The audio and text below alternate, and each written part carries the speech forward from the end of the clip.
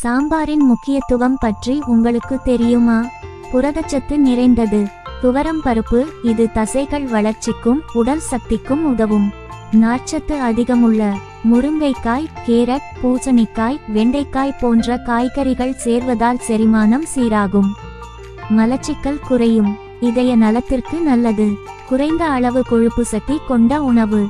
அதிக எண்ணெய் இல்லாமல் செய்தால் இதயத்திற்கு பாதுகாப்பானது. நோய் எதிர்ப்பு சக்தியை அதிகரிக்கும். மஞ்சள், சீரகம், கடுகு, கருவேப்பிலை போன்ற தாளிப்பு பொருள்களை சேர்ப்பதால் நோய் எதிர்ப்பு சக்தி அதிகரிக்கும். சாம்பாரின் கலோரி அளவு பற்றி பார்க்கலாம்.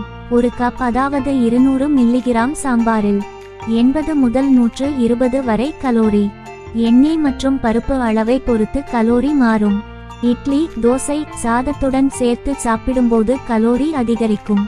முக்கிய குறிப்பு: அளவான எண்ணெய், அளவான உப்பு சேர்த்து செய்தால் சாம்பார் ஒரு முழுமையான ஆரோக்கிய உணவாகும்.